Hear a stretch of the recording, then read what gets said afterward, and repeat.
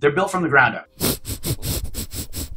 Oh, I smell some bullshit. Now, let me start off by saying I actually enjoy playing this game. I enjoy the driving physics. I enjoy driving the cars in this game. I enjoy the career mode in this game. However, I have a lot of gripes with this game, and I'm not going to sugarcoat anything in this video, and I'm going to explain to you why this Forza Motorsport is, at the moment, a 5 out of 10 at best. Now, starting off with the statement built from the ground up, I really don't think that is very truthful. What's built from the ground up? The menus are built from the ground up. The new career mode system is built from the ground up, because it looks like it's still somewhat similar to the previous Forza titles. The new upgrade system is built from the ground up. Is this what you were talking about when you said built from the ground up? Because it literally takes you 15 levels just to unlock a front bumper, a rear bumper, some hood, and some side skirts, which most of the time for the rear wing and the front bumper, it'll be just the Forza parts that you've seen in, let me think, for the last almost 15 years. And don't even think about buying another BMW M4, because all the parts that you've unlocked on this car are not going to be able to go on that car. So you spent 5 hours getting yourself the drivetrain swap, and you wanted to get, you know, an all-wheel drive version of this BMW M4. Sorry, you're going to have to spend another 5 hours building another BMW M4 to try and get the drivetrain swap on that one as well. Also, speaking of, whilst we're looking at this this car stats thing here, anything interesting pop out of you? Isn't it weird that this car weighs 1,725 pounds? That's a little odd. I don't think it's pounds. I'm pretty sure that's supposed to say kilograms. Now, nitpicking aside, the game actually is beautiful, and it has a crazy amount of detail. You can see the reflection. You can even see the orange peel on the paint. And that is a good thing. It's a huge amount of detail that's gone into your car. Now, on the track, especially during the rain, you can see a huge amount of detail as well on your car. But there's something a little odd, right? Yes, your car has a lot of detail, and you can zoom into everything, and it looks absolutely beautiful. Now, we saw that our car has a crazy amount of detail. What about the AI's cars? Do they have a lot of detail? Not exactly. Those exhausts, I can literally count the straight lines that are there on the exhaust to create a circle. Are we going back in time here? Are we trying to recreate the circle? The wheel arch there, you can see it on the wheel as well when it's not moving. You can see the detail in everything here, and it's just lacking. I don't understand. Look, even the headlight itself, I just don't understand. Why are the AI so much worse than your car? And you can see the livery as well. It doesn't even line up. It's just it's horrible. And then you go to your car, and it's got an insane amount of detail. You can see how straight the line is. There's nothing wrong with it.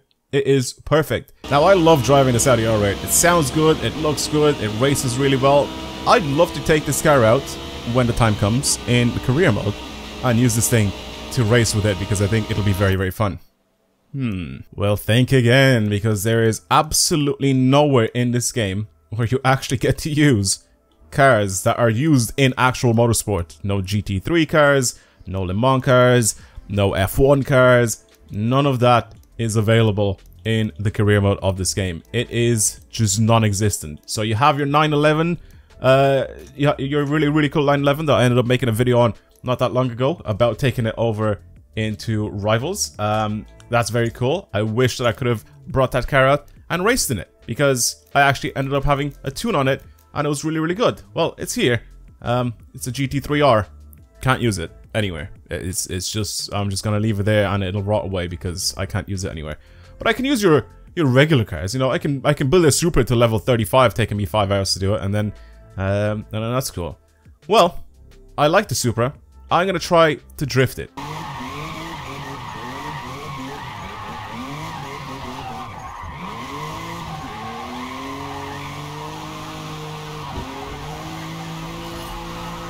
Well, this is real fun, guys. I love drifting my car. Can you get anything for doing it? Nope. Absolutely nothing. Your car level system doesn't even go up. It doesn't even say that you've got a good drift, or a great drift, or a bad drift, or whatever. All it wants to do is count how good your score was during a specific segment for driving clean. That's it. If you go sideways in it, sorry, that's a 1. You can't be doing that. You can't be going sideways in it. What are you doing? You know, you got a really good slide. You know, you throw in a sideways, got huge amounts of angle. Nah, sorry, mate. What do you mean drifting?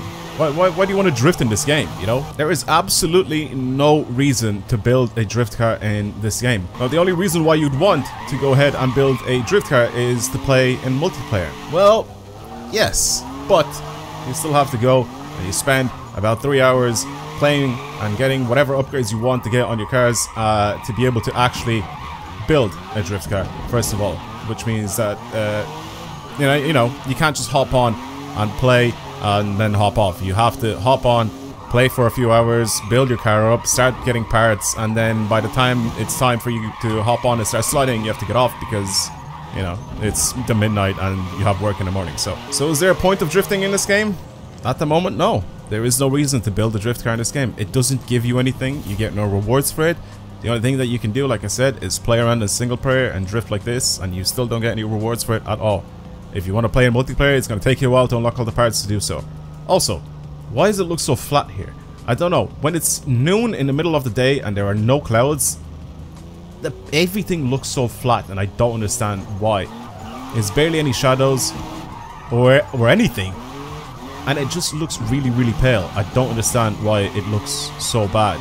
Yes, I did set the actual time of day like this, but the car itself, even the paint, just instead of it shining in the sun or something, it just looks really flat. And this isn't just, you know, from my settings or whatever. This is just what it looks like during the day in noon. As soon as you go and you change it to nighttime, you see all the reflections, you see the lighting start to act up, and it's just nicer.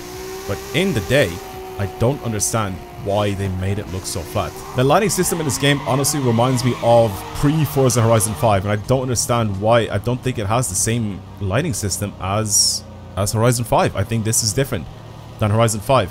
Also, quick thing, let me show you guys the wheels real quick. Why is this a feature that still exists in this game?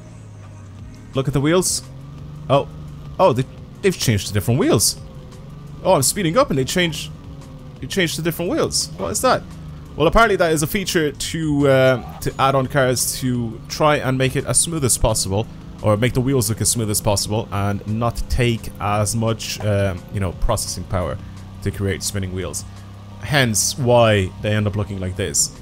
I'm pretty sure we have enough processing powers in computers and consoles nowadays for them to be able to create these wheels. So, built from the ground up, I don't think so, mate. Now, a lot of the cars on this list of cars here are pretty much cars that were already in the previous Forza titles. And I'm honestly surprised that they reused all these and they have the audacity to say that it's built from the ground up. I do enjoy the driving physics in this game. I think they're very, very good. I think I prefer the driving physics in this game compared to Forza Horizon. They're slightly less arcadey, but just arcadey enough that it makes you enjoy the game on a controller, and it doesn't make you throw it out the window, like, for example, if you were playing Assetto Corsa on a controller. But then again, that game is considered a simulator. This isn't considered a simulator. So, a game like this that's supposed to be made to play on a controller first and a wheel after, I do completely understand how they decided to make this somewhat arcadey, and I'm perfectly fine with that for the controller. You know, I had to get to this car. I had to get to it. This is not built from the ground up. This is built back in early 2000s, and it's still in the game. It's the same car model. It's so ugly. Why have they not gone and redone the car model of this? It just doesn't look correct. I just don't understand. It doesn't fit the car at all. The proportions are just off. I had to show this. I had to do it. It's a staple in the Forza franchise now to go and look at the Nissan Silvia S15 and show off how terrible of a job they did way back in the day with it, and now it's still in this game with the same car models. So the car models are pretty much the same, and like I said, these are all cars that we've seen in every single other Forza prior to this. I don't know how many brand new cars to this game there are in this at the moment, but it doesn't look like it's many, because a lot of these cars we've either seen in the previous Forza Motorsport, or we've seen it now in Forza Horizon 5.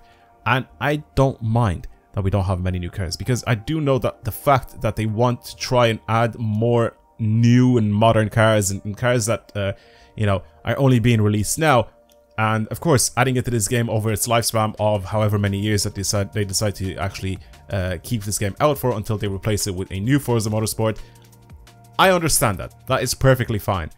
But refresh the car models. I'd rather have 200 cars that are perfect than have 500 cars that are reused from old models from back in Forza Motorsport 3 or 2 or whenever they decided to use those models. And all they've done is they've kind of relined everything to make it look as modern as possible for the new game, but the model is still the same. It's still broken and it's still ugly. Now, one thing that I absolutely love is the new Rivals features. They actually did a very good job with these features and I love them so much. So it's very well overdue because we actually needed them. So if I go, for example, here on Circuit de Catalunya, and we're in we're in R class, you can see we have a bunch of scores here. Now, obviously the game only being out now, there are what, 515 scores, if you can see at the top of the screen on this, for example, in the Aston Martin Vulcan AMR. Now, you see Raceboy at the top of the leaderboard. He's a very good driver. He has maybe a very good tune on this car. You know, before, what you weren't able to do is you weren't able to go and select this person's replay, first of all. You were only able to select this guy as a rival for you, but you were never able to do that. You can report a suspicious lap time, you can view their gamer card, but the main and most important thing is you can get people's tunes, right? You see this guy at the top of the leaderboard, maybe you want to use his tune, try to drive the same as his, the exact same car, and try to pretty much put yourself in the same shoes that he has, and then try to get the best lap. I think this is a fantastic feature. They should have done this from the very beginning on previous Forza games, but I'm happy that it's now in this, and they've done this. Watching the replay as well is very useful. You get to see how good or bad they drive, and you get to see where you can improve. Instead of you basically going onto the track and driving behind them and then trying to see, or behind the ghost, I guess, and trying to see how good or bad they did, and trying to fix your run as well. So, this is what I'm trying to say. The tunes, very, very cool. The way you can watch replays, very, very cool. I think they've done a very, very good job with the Rivals in this game. However, I think this game is missing a lot of tracks. I think right now there are 48, and if I'm not mistaken, yeah, there's 48 events available, which means there are 48 different variations of the different tracks that are in this game. There aren't actually that many tracks in this game. And surprisingly enough, this game decided to launch without putting the Nordschleife in the game. What is that about? One of the most requested, one of the best rated tracks ever, and you don't add it into the game? The Nordschleife? Seriously? We got Catalunya, Spa, Eagle Rock, Grand Oak, Hakone, is it, or Hakone? Sorry if I mispronounce it. We got Homestead, Miami, Indianapolis, Kailami, Le Mans, obviously, Circuit de la Sarthe. Lime Rock is back, Maple Valley is back, Mid-Ohio is back. Actually, was this in previous games? I can't remember exactly if this was in previous games. I don't think so. Regardless, Mugello, very sick track. Nürburgring, oh cool. Let's play on the GP circuit or the sprint circuit. That's it. Why? Why is I don't understand. Road America, Silverstone, Suzuka, Virginia, Watkins Glen, WeatherTech Raceway is the Laguna Seca track, and that's it. That's all we have in the game. Yeah, I'm a little bit disappointed with that. So this is pretty much Forza Motorsport. I think they still have a long way to go to make this game feel like a full game. At the moment, I'd rate this at most a 5 out of 10. It still, like I said, needs a lot of work for it to actually become a full-fledged game. It feels rushed. It feels like it's not full of things. It also feels like it's somewhat of a step back from Forza Horizon 5 in terms of visuals. I think Forza Horizon 5 is a better looking game than the new Forza Motorsport. And that game came out a few years ago, and it's still really, really good.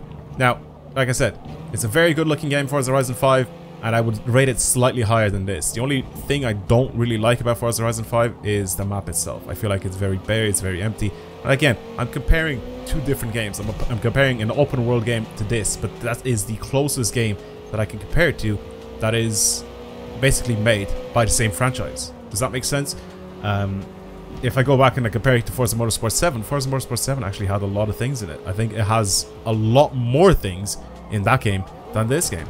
It just feels like a full-fledged game, whereas this one just feels like Forza Motorsport 5 came out again back when the Xbox One came out, and Forza Motorsport 5 came out on that console, and they kind of rushed it and released it, and that was it, right? They released that game, they didn't add anything new in it. It was just kind of, here's like a little prologue type game, go play it. you know, because we released a new Xbox and we wanted to slap the Forza logo on the Xbox case or the Xbox box, so we can just, you know, ship it out with the consoles. So that's exactly what this feels like.